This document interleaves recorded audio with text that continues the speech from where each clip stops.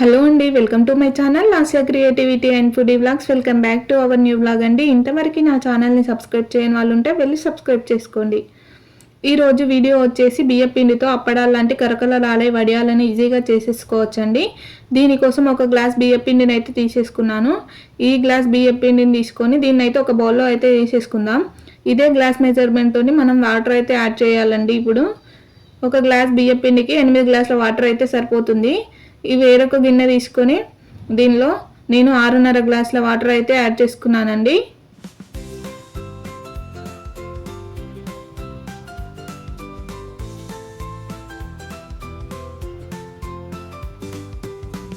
మిగిలిన 1.5 గ్లాస్ని మనం పిండి కలపడానికి అయితే యూజ్ చేస్తామండి.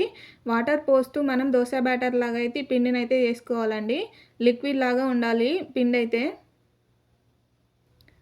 ఇలా కాకుండా మనం నార్మల్ పిండిని అయితే డైరెక్ట్గా వేసుకుంటే ఉండలు అయితే కట్టేస్తుంది. సో అందుకే పిండిని అయితే ఇలా వాటర్తో తడుపుకొని లిక్విడ్ కన్సిస్టెన్సీ వచ్చేలాగా చూసుకోవాలండి. ఇలా అయితే ఉండలు కట్టకుండా బాగా ఉడికిపోతుంది పిండి అనేది.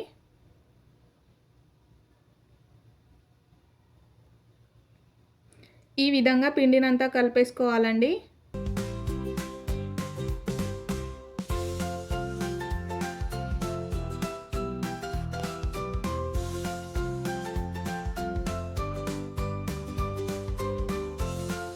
ఇప్పుడు మనం మసాలా కోసం 4-5 పచ్చిమిర్చిలను అయితే ఇలా చించుకొని మిక్సీ జార్లో అయితే వేసేసుకోవాలి.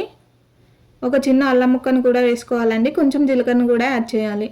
జీలకర్రను యాడ్ చేయడం వల్ల మంచి ఫ్లేవర్ అయితే వస్తుందండి. ఇలా కచ్చాపచ్చాగా అయితే మిక్స్ చేసుకోవాలండి. బాగా మెత్తగా అయితే మిక్స్ చేయకూడదు.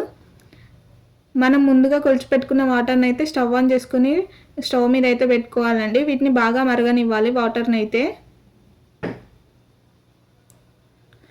టేస్ట్కి తగినంతగా 2 టేబుల్ స్పూన్ అయితే నేను యాడ్ చేసుకున్నానండి. మీ టేస్ట్కి తగినంతగా మీరు సాల్ట్ అయితే యాడ్ చేసుకోవచ్చు.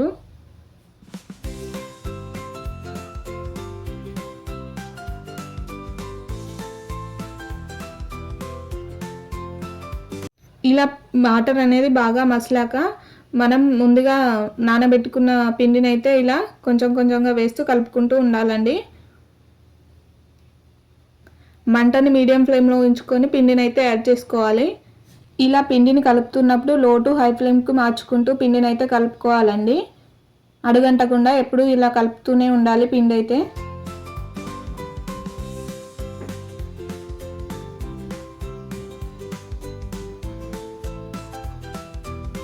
టెన్ టు 15 మినిట్స్లో పిండి అనేది ఉడికిపోతుందండి.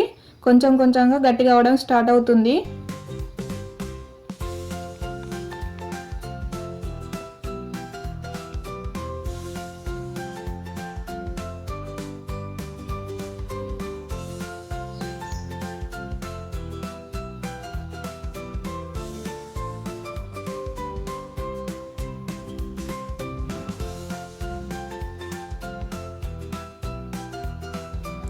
ఫ్లేమ్ని హై టు మీడియంకి అడ్జస్ట్ చేస్తూ మంచిగా ఉడికించుకోవాలండి పిండిని అనేది. పిండిని ఉడికించుకునే ప్రాసెస్లో పిండి గట్టిగా అయినా పర్లేదు, కానీ ఇలా లిక్విడ్లా మాత్రం ఉండకూడదండి. పిండి అనేది వడియాలు వేసుకోవడానికి అయితే రావు. గట్టిగా ఉంటే హాట్ వాటర్ వేసుకొని మళ్ళీ వడియాలు అయితే వేసుకోవచ్చు.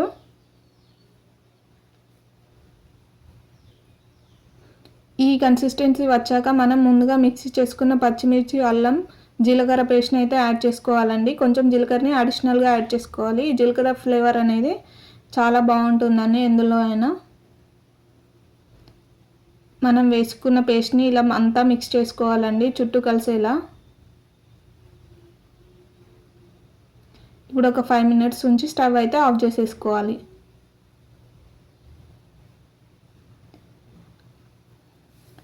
మీరు క్లాత్ మీద అయితే వేడిదైనా పెట్టేసుకోవచ్చండి. నేను పాలిథిన్ కవర్ మీద పెట్టాను కాబట్టి పిండి మొత్తం చల్లగా అయిపోయినాక మాత్రమే పెడుతున్నాను. చూడండి, ఇలా రౌండ్గా పోసి వడియాలు అయితే వేసేసుకోవాలండి.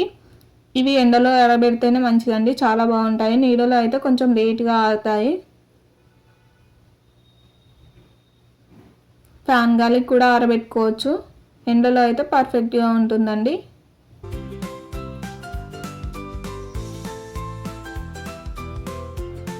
ఈ విధంగా ఒకరికొకటిగా పోస్తూ వడియాలు అయితే వేసేసుకోవాలండి.